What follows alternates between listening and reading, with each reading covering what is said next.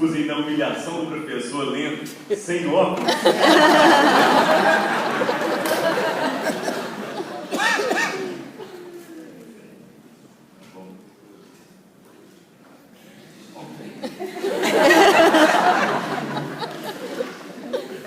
Amigos e colegas e membros da mesa,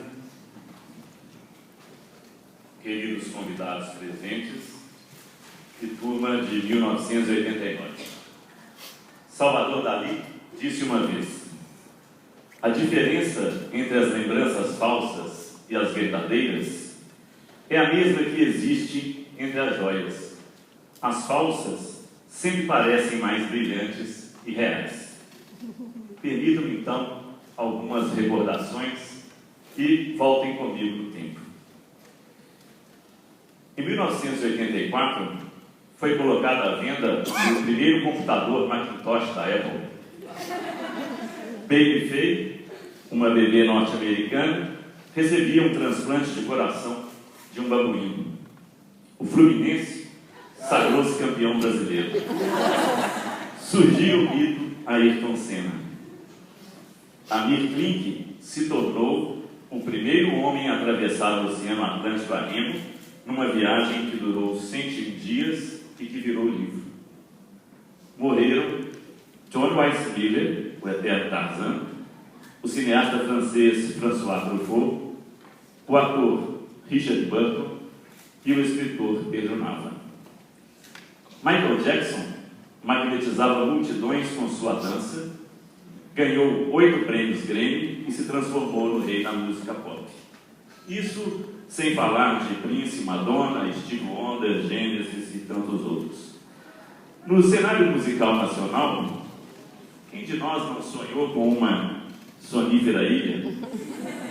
Quem não se sentiu rejeitado na nova tribo só porque usava óculos? Quem, após uma tarde inteira perdida, perambulando pelo campus, não se sentiu um inútil? Quem, deslumbrado com um mundo novo, não se apaixonou e viveu momentos de fixação? E depois de uma noite de festa e bebedeira, não ficou sozinho em seu quarto, sentindo-se o maior abandonado? Nos primeiros meses de 84, o país foi às ruas para se manifestar pedindo eleição direta para presidente. A emenda Dante de Oliveira recebeu forte apoio popular e o primeiro grande comício acontecia em 25 de janeiro na Praça da Sé, em São Paulo, para mais de 300 mil pessoas. A partir daí, os comícios foram crescendo e contagiaram o país.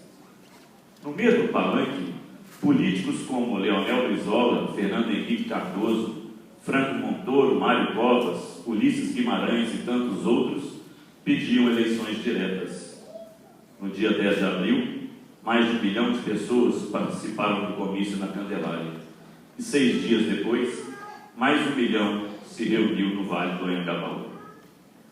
Mas toda essa empolgação acabou em frustração na noite do dia 25 de abril, quando a emenda Dante de Oliveira foi votada na Câmara dos Deputados e, para a tristeza da nação, não foi aprovada. Apesar da rejeição, o movimento pelas diretas consagrou Tancredo Neves como o homem em que os brasileiros depositavam esperanças. Ele concorreria em eleição indireta pelo Colégio Eleitoral com Paulo Maluf, do PDS, em janeiro de 85. E quem éramos nós, 30 anos atrás? Em que acreditávamos? Que desejos tínhamos? Que medos? Que responsabilidades? Que sonhos? De onde vínhamos? De escolas tradicionais de Belo Horizonte, de escolas públicas, de interiores conhecidos como Diamantina e Patos de Minas, ou de Eloy Mendes e Caetité?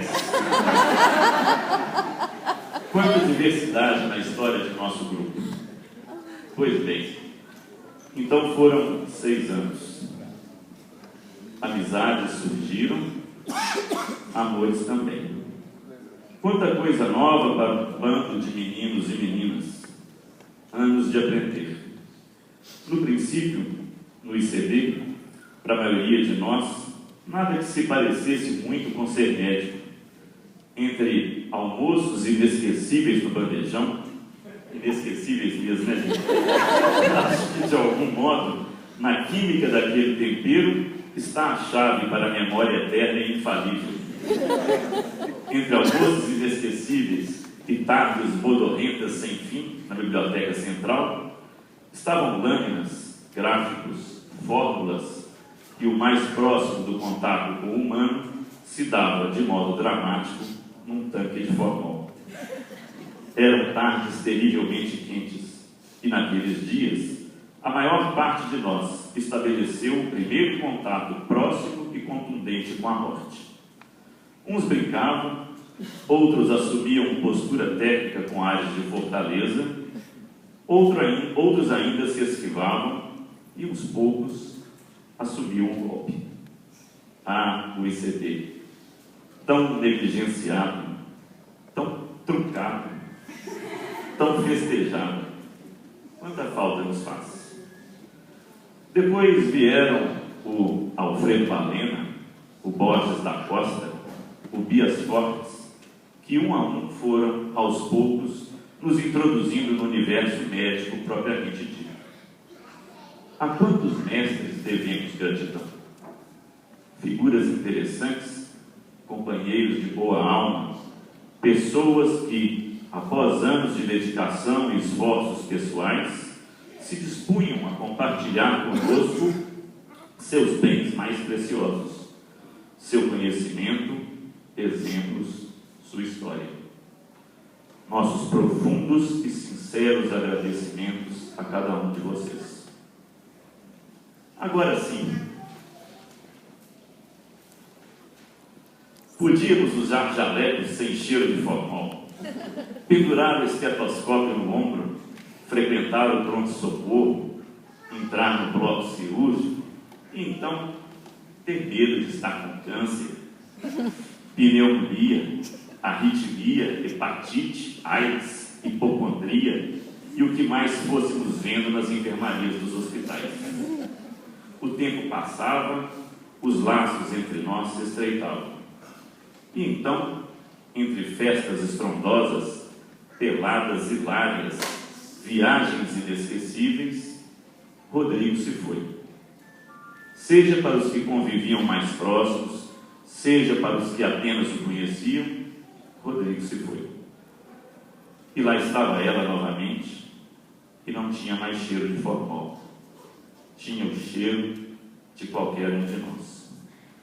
E o baixinho, que já havia nos falado de simplicidade, de espontaneidade e diversidade, suas características que mais me marcaram, nos falou então daquilo que nos une sob a cúpula do invariável, da certeza do comum e infalível, do tempo e seus limites. E dialeticamente nos falou também de sonhar, de aproveitar o presente, de seguir suas intuições e de viver. Amadurecíamos.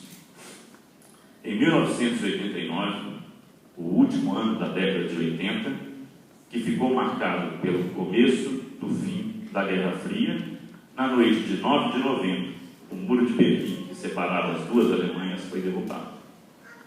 George Bush tornava-se o 41º presidente dos Estados Unidos.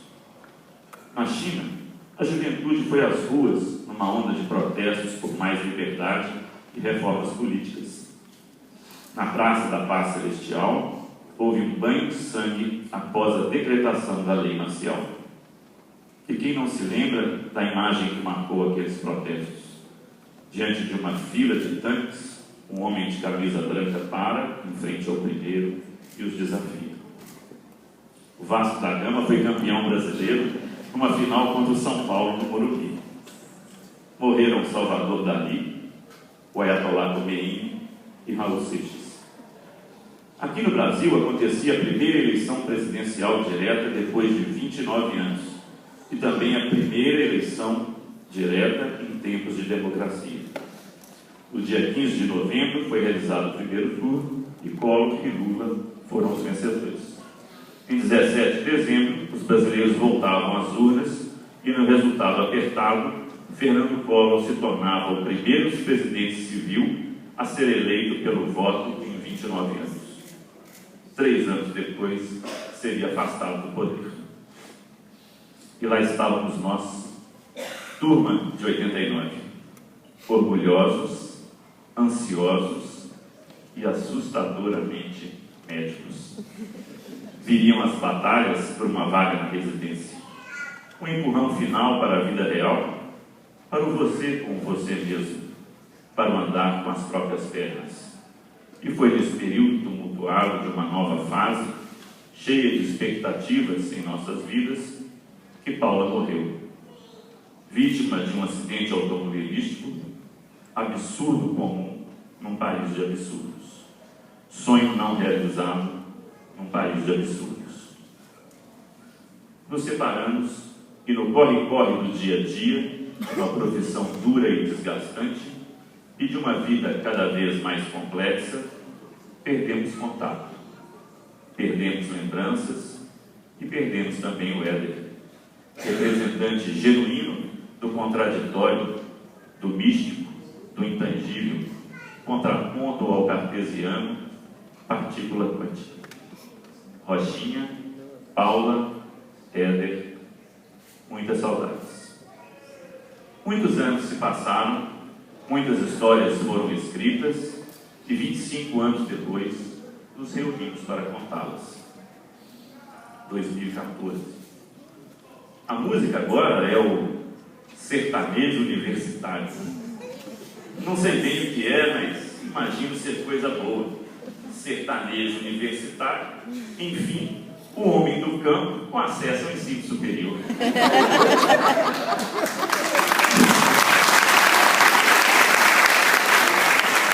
O Brasil sediou a Copa do Mundo, evento internacional da maior relevância. Seu ponto alto ocorreu aqui mesmo, em Belo Horizonte. O Brasil como protagonista e os alemães como coadjuvantes.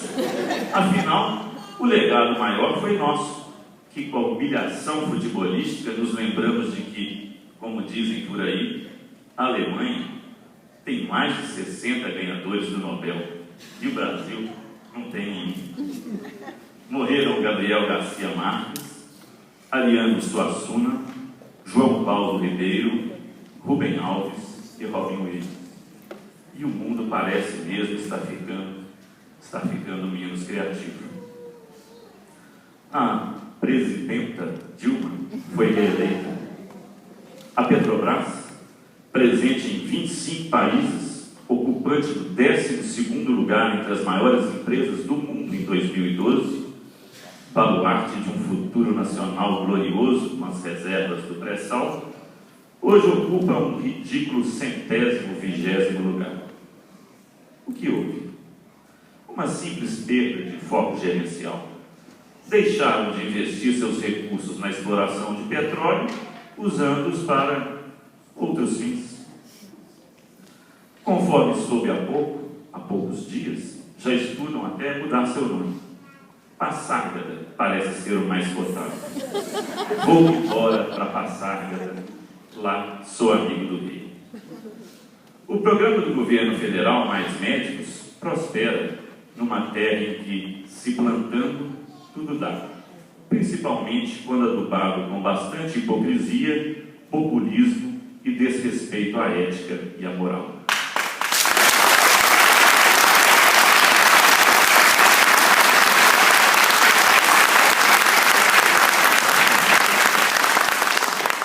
Como já diagnosticava Mário de Andrade, pouca saúde e muita saúva os males do Brasil são. O Cruzeiro foi campeão brasileiro. O Atlético também. Enfim, nem tudo parece estar perdido. Hoje, a maior parte de nós são pais e mães. E não importa se você não é.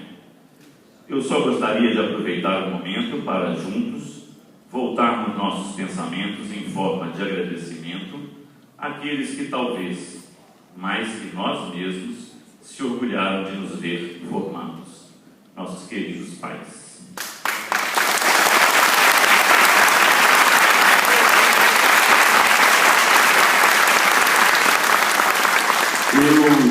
sei se os de vocês ainda estão vivos, não sei sobre suas crenças ou religiões, mas nesse momento não posso deixar de pensar neles.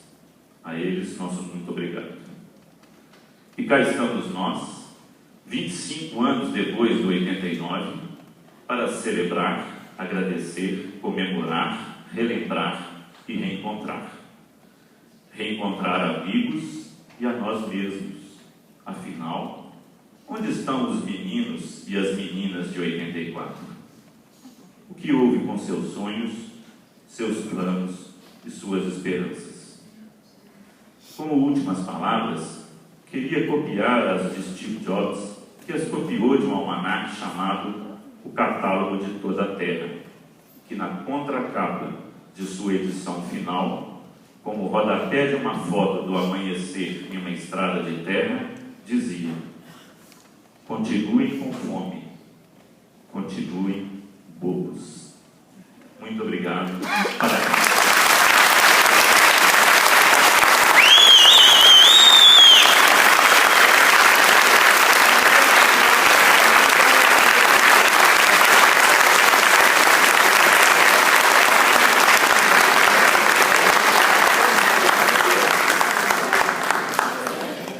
Neste momento, o Dr. Luiz Augusto